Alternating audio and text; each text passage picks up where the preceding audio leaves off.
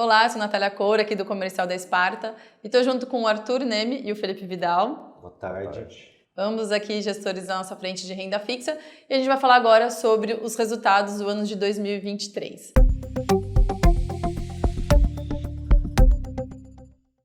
Bom, 2023 foi um ano super desafiador, mesmo assim a gente teve ali bons resultados aqui na Esparta, conseguimos defender super bem nossa carteira, não tínhamos nenhum dos grandes problemas do mercado, a despeito de Americanas, que era uma fraude.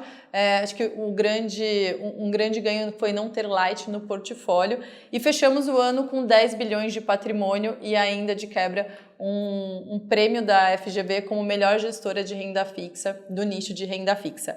E já falando sobre os desafios de 2023, vou já para a primeira pergunta.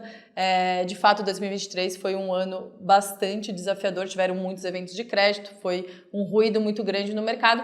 E eu queria entender de vocês o que vocês acham, né? Por que aconteceu tantos eventos em 2023 e se vocês acham que isso veio para ficar? Bom, a gente teve desde 2016 um ciclo de queda na taxa Selic que ajudou muito as empresas a reduzir o custo de capital, a performar melhor e os investidores tomando mais riscos, né? Isso facilitava muito uma eventual dificuldade numa empresa se reestruturar, né? Seja uma rolagem de dívida, uma captação de equity ali, seja um IPO, um fundo de private equity, alguma coisa assim. E com o aumento da Selic de 2021 para cá, principalmente porque foi um aumento muito forte e muito rápido, né, fez com que esse processo revertesse, né? E aí as empresas que eventualmente estavam com uma alavancagem mais alta, algumas delas tiveram dificuldade de se reestruturar, né, reestruturar a alavancagem, a dívida, e os investidores também avessos a risco não estavam muito dispostos a dar novas dívidas, a rolar dívidas, a dar equity. Isso para algumas empresas foi um problema. 2023 foi o ano que isso apareceu, né? A gente já vinha observando isso já desde 2022. A gente já vinha assim, reduzindo algumas posições na nossa carteira, por isso que eu acho que a gente teve poucos problemas. E somado a isso, tem um fator mais estrutural que nos últimos anos veio aumentando a quantidade de emissores de dívida no mercado de capitais. O mercado veio crescendo, veio se amadurecendo, né? Então, tem novos gestores tomando esse tipo de risco, né? Os investidores tomando mais risco, tem uma diversidade maior, e isso faz com que também eventualmente tenham mais problemas, né? Antes o mercado era muito restrito só em pouquíssimas empresas, só dos setores regulados, que são setores mais travados, né, menos arriscados, né? E conforme isso vai se expandindo, eventualmente vão ter problemas, sim. Acho que eu destacaria que isso já acontece e o Brasil, na verdade, tá numa fase de amadurecimento, né? Quando você olha para países desenvolvidos, o crédito corporativo ele é muito mais de fundos, né, e títulos, né, em valores imobiliários e títulos de securitização do que bancário, né? Enquanto que no Brasil o crédito corporativo ainda é mais bancário do que mercado de capitais, né? Acho que isso está em processo de amadurecimento, e acho que os gestores também vêm adquirindo expertise, né, em eventualmente participar dessas renegociações com a empresa, repactuações de condições ali, tudo. Acho que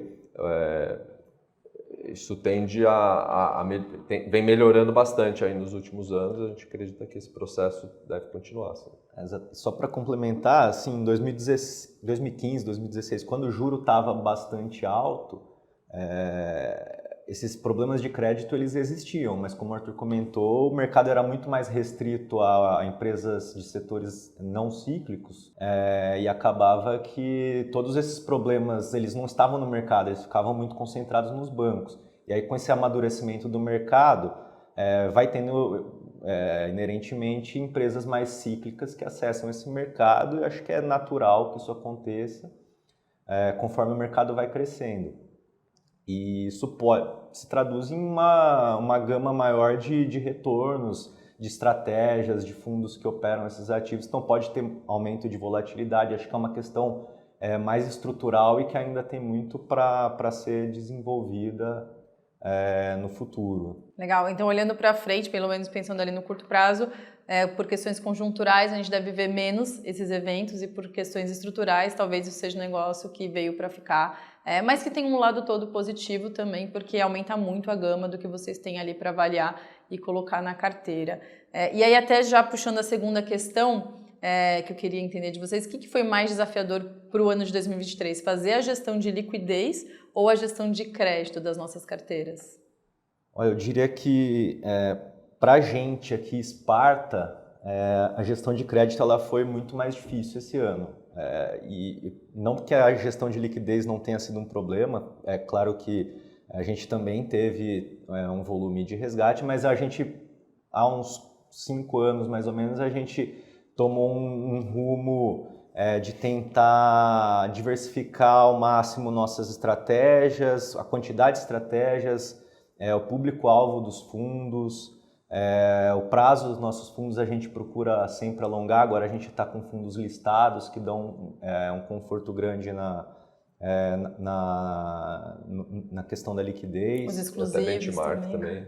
Exatamente, benchmarks diferentes, a gente tem fundo inflação, fundo CDI. Quando a gente para olhar em 2019, a gente tinha 4 estratégias, e 4 estratégias que somavam 6 bi.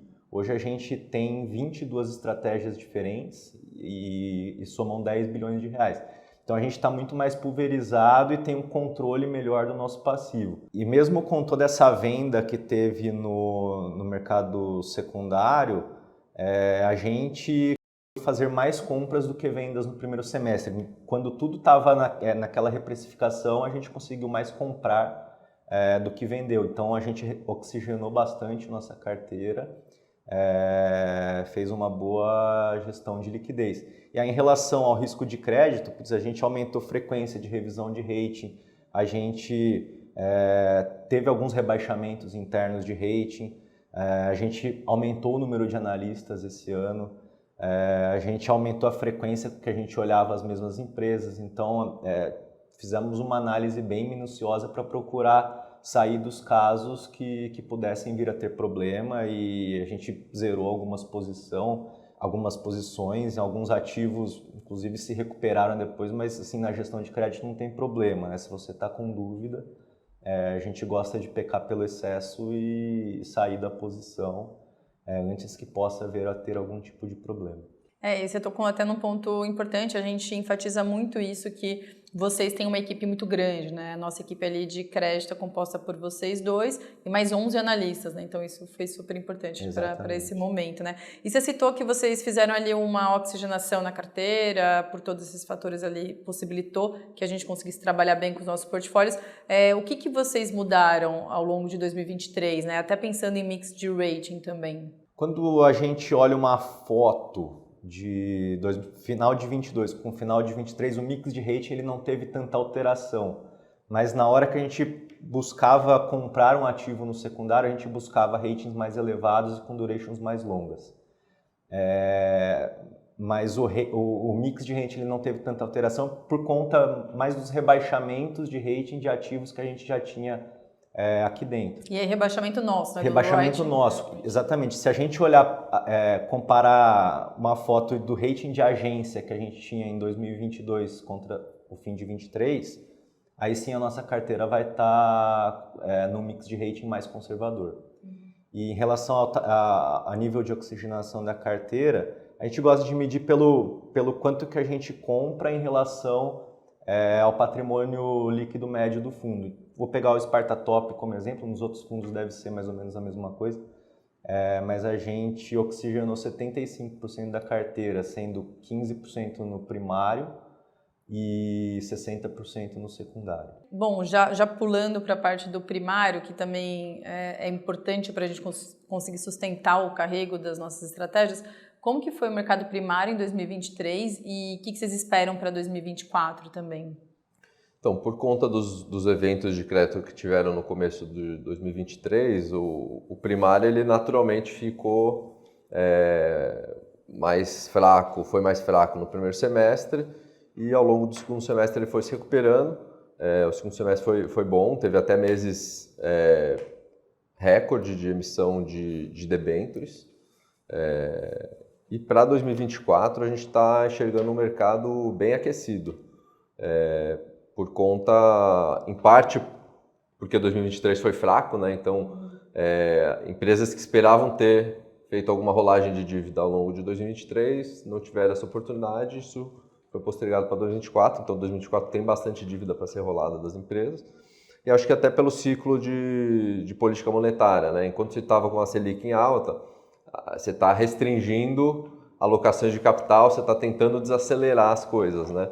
E aí isso se refletiu em menor quantidade de M&As, né? De fusões e aquisições em 2023, em menores investimentos das empresas, muita empresa falando em desalavancar, em gerar caixa, parar de crescer. E acho que agora a tendência para 2024, conforme a Selic vai sendo reduzida, é as empresas voltarem a investir, principalmente as grandes, que estão mais saudáveis, né? Então, voltar a fazer M&As, voltar a fazer CAPEX de expansão, crescimento, infraestrutura, e a gente então acha que vai ter bastante oferta primária em 2024.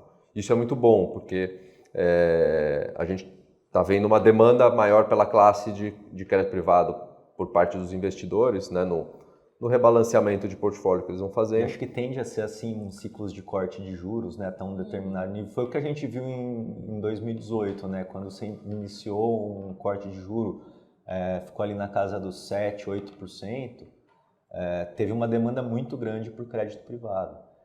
E a gente acha que isso pode voltar a acontecer. Acho que o grosso do crédito bancário que vai vencendo, ele eventualmente vai sendo revisado ali para crédito corporativo, para outras classes de ativos também de maior risco, né? Muito bem, e teve uma classe de super destaque aqui na Sparta, que foi a classe das debêntures incentivadas. Nossos fundos de infra tiveram resultados excepcionais. E queria que vocês comentassem um pouquinho de como que foi fazer a gestão desses portfólios e o que vocês esperam também para essa classe para 2024. Realmente os resultados foram bem bons, né? Mas a gente já estava, na verdade, vendo as debêntures incentivadas terem uma abertura de spread desde o meio de 2022.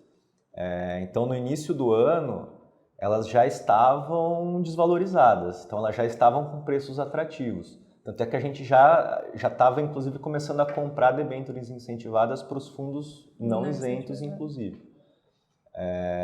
E aí, logo após esse evento de Americanas e Light, acho que Light principalmente porque tinha bastante exposição em pessoas físicas, teve uma aceleração nesse movimento de venda e de abertura de spread.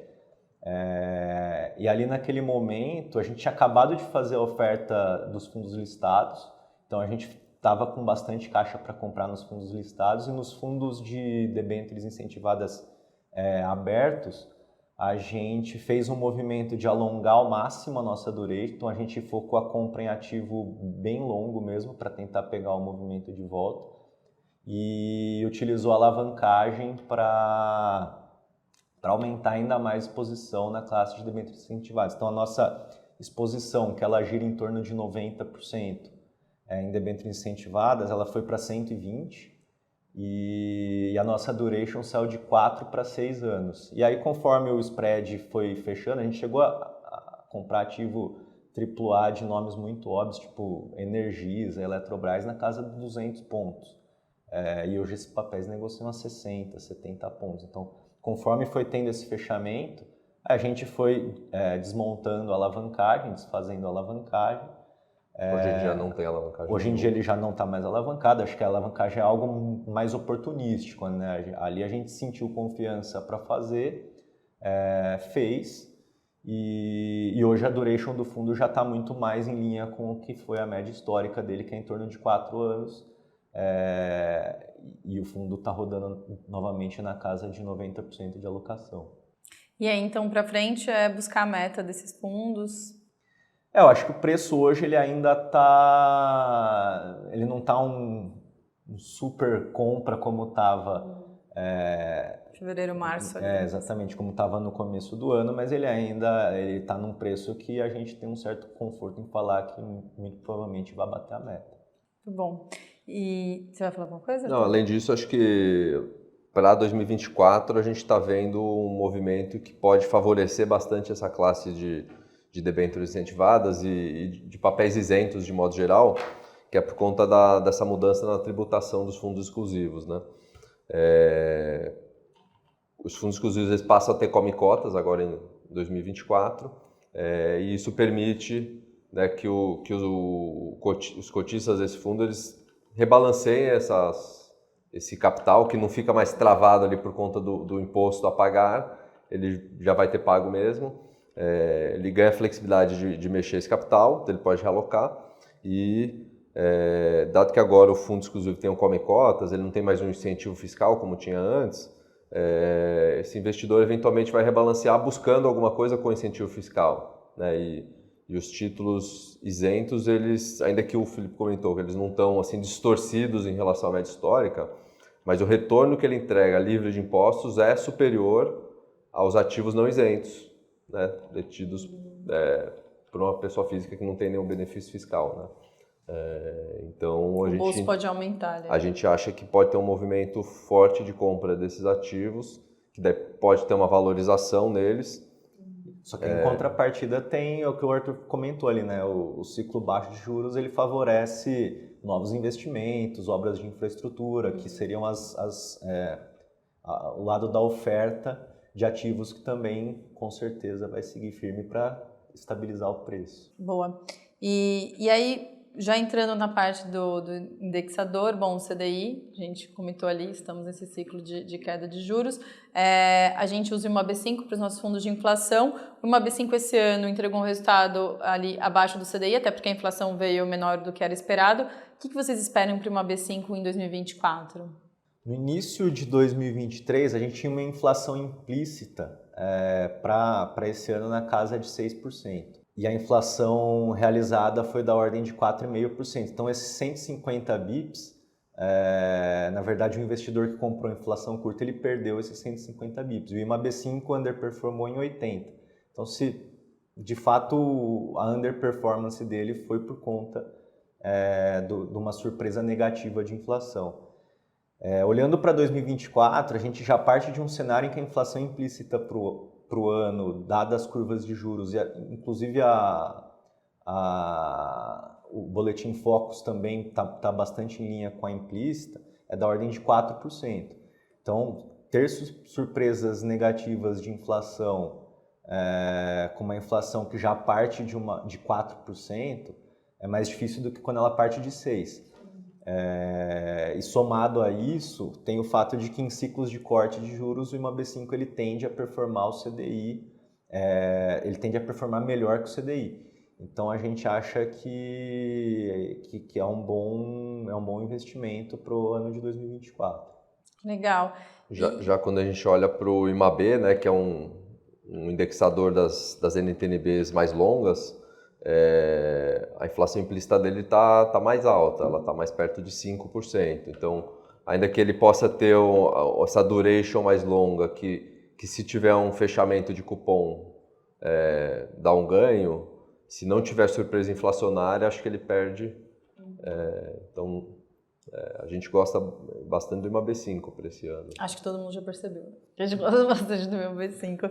E aí, bom, por último, a gente lançou em 2023, um dos fundos que a gente lançou foi o Sparta Debentures Estratégico.